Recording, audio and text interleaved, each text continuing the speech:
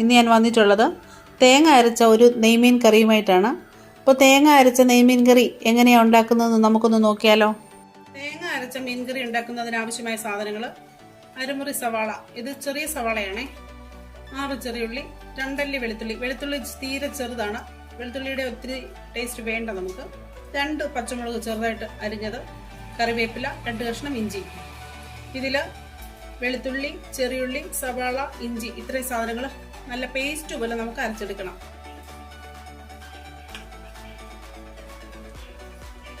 രണ്ട് ടീസ്പൂൺ മുളക് പൊടി, 1/2 ടീസ്പൂൺ മഞ്ഞൾപ്പൊടി, 1/4 ടീസ്പൂൺ തികച്ചു വേണ്ട ഉലുവാപ്പൊടി, ഇത്രയും സാധനങ്ങൾ വേണം. നമ്മളിവിടെ തേങ്ങ അരച്ചാണ് ചേർക്കുന്നത്. ഇത് അരമുറി തേങ്ങ തികച്ചില്ല, അപ്പം ഇത്രയും തേങ്ങ. ഇനി തേങ്ങ പാലാണെങ്കിൽ നമുക്ക് തേങ്ങാപ്പാൽ ഒരു ഗ്ലാസ് പാലിൽ കൂടുതൽ ഏകദേശം വേണ്ടി വരും. ഞാൻ മാങ്ങയും തക്കാളിയും, പഴുത്ത തക്കാളിയോ മാങ്ങയോ ഒന്നും ചേർക്കുന്നില്ല, കുടംപുളിയാണ് ചേർക്കുന്നത്. അതുകൊണ്ട് തന്നെ 2 കുടംപുളി തിളച്ച വെള്ളത്തിൽ കുതിർത്ത് വെച്ചിട്ടുണ്ട്. ഇത്രയും സാധനങ്ങളാണ് വേണ്ടത്. അപ്പോൾ ഈ തേങ്ങയും ബാക്കി അരയ്ക്കാനുള്ള സാധനങ്ങളും ഞാനൊന്ന് അരച്ചുകൊണ്ട് വരട്ടെ. അപ്പോൾ നമുക്ക് മീൻകറി ഉണ്ടാക്കിയാലോ. ചട്ടി വെച്ചിട്ടുണ്ട്, ഗ്യാസ് വെച്ചിട്ട് കൊടുക്കാം. ചട്ടി ചൂടായിട്ടുണ്ട്, നമുക്ക് കുറച്ച് വെളിച്ചെണ്ണ ഒഴിച്ച് കൊടുക്കാം. വെളിച്ചെണ്ണ ചൂടാവുമ്പോൾ കടുകിട്ട് കൊടുക്കാം. വെളിച്ചെണ്ണ ചൂടായിട്ടുണ്ട്, കടുകിട്ട് കൊടുക്കാം. കടുക് പൊട്ടിയിട്ടുണ്ട്, നമുക്കിനി കുറച്ച് കറിവേപ്പിലയും പച്ചമുളകും കൂടി ഇട്ട് കൊടുക്കാം.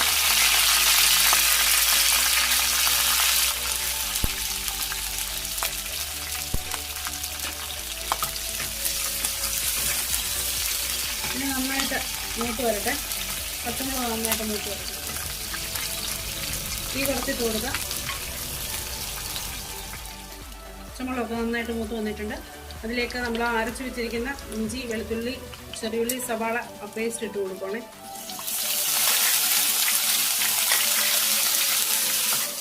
ഈ ഇഞ്ചി വെളുത്തുള്ളി പേസ്റ്റ് സവാള എല്ലാം കൂടി ചേർന്ന് നന്നായിട്ട് ഇതിലെ പച്ച മണം ഒന്ന് മാറണം, പച്ച ചുവയൊന്ന് മാറണം. സവാളയ്ക്കൊക്കെ നന്നായിട്ട് വഴുന്നേലേ ഉള്ളൂ, ഇതിൽ പച്ചച്ചുവ ചോദിക്കും. നല്ലതായിട്ട് ഒന്ന് വഴുന്നിട്ട് സവാളയും ഈ ചെറിയുള്ളി എല്ലാം നന്നായിട്ട് മൂത്ത് വന്നിട്ടുണ്ട്. മൂത്ത നല്ലൊരു സ്മെല്ല് വരും കേട്ടോ. അപ്പോഴത്തേക്ക് നമുക്ക് ബാക്കി പൊടികൾ, മുളക് പൊടി, മഞ്ഞൾപ്പൊടി, ഉലുവാപ്പൊടി ഇത്രയും ചേർത്ത് കൊടുക്കണേ.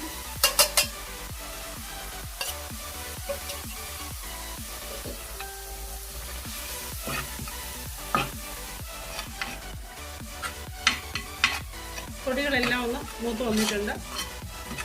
നമുക്ക് ഈ പുളിവെള്ളം സോക്ക് ചെയ്ത് വെച്ചേക്കുന്ന പുളി, അതിലെ വെള്ളം കൂടെ ഒഴിച്ച് കൊടുക്കണേ. ഇനി ഈ തീ ഒന്ന് കൂട്ടി കൊടുക്കുക. ഈ അരപ്പും ഈ പുളിവെള്ളം എല്ലാം കൂടെ നന്നായിട്ടൊന്ന് തിളച്ച് വരട്ടെ. എല്ലാം നന്നായിട്ട് മിക്സ് ആവണം.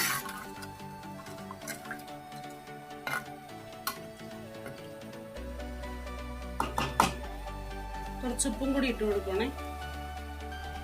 നന്നായിട്ടൊന്ന് ഇളക്കി കൊടുക്കാം.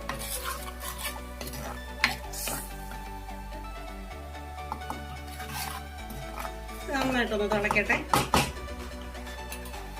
ഈ അരപ്പ് നന്നായിട്ട് തിളച്ച് വന്നിട്ടുണ്ട്. പുളിയെല്ലാം കൂടെ ചേർന്നിട്ട് അതിലേക്ക് തേങ്ങ അരച്ചത് ചേർക്കണേ. തേങ്ങ അരച്ചത് നന്നായിട്ടൊന്ന് ഇളക്കി കൊടുക്കാം. ഇനി ഇതിലേക്ക് നമുക്ക് 1 ഗ്ലാസ് വെള്ളം കൂടെ ചേർത്ത് കൊടുക്കാവേ.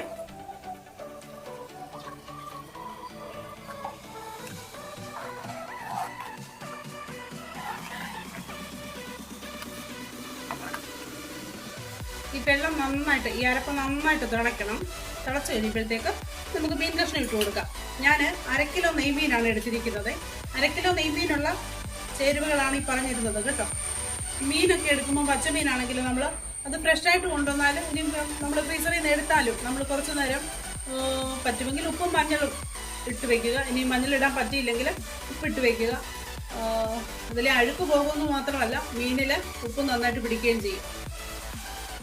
അരപ്പൊക്കെ നന്നായിട്ട് തിളച്ചിട്ടുണ്ട്, നമുക്ക് മീനിട്ട് കൊടുക്കാം.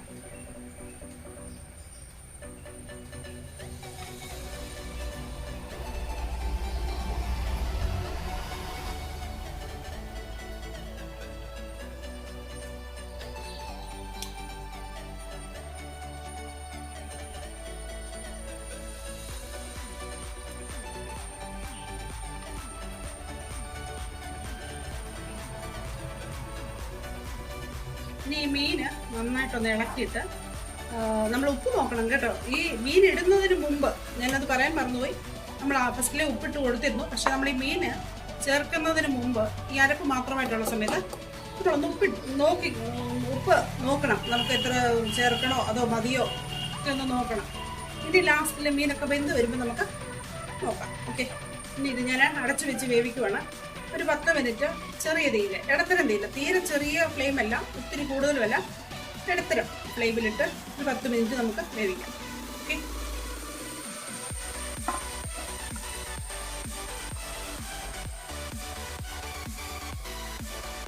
നമ്മുടെ മീൻകറി ഏകദേശം റെഡി ആയിട്ടുണ്ട്.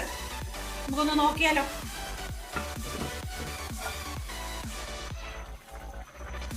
നല്ലപോലെ വറ്റിയിട്ടുണ്ട് കേട്ടോ.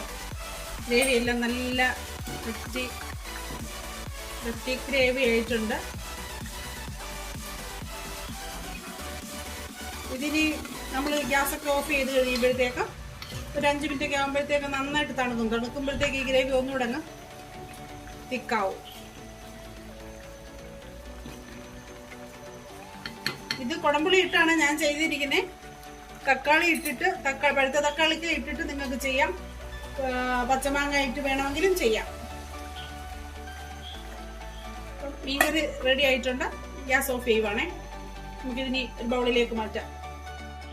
നിങ്ങൾക്ക് ഈ റെസിപ്പി ഇഷ്ടമായെന്ന് വിശ്വസിക്കുന്നു. ഇത് ചോറിൻ്റെ കൂടെയും ചപ്പാത്തിയുടെ കൂടെയും പൊറോട്ടയുടെ ഒക്കെ കൂടെ കഴിക്കാവുന്ന നല്ലൊരു ഡിഷാണ്. തേങ്ങ അരച്ച് ചേർക്കുന്ന സ്ഥാനത്ത് നമുക്ക് തേങ്ങാപ്പാൽ വേണമെങ്കിൽ യൂസ് ചെയ്യാം.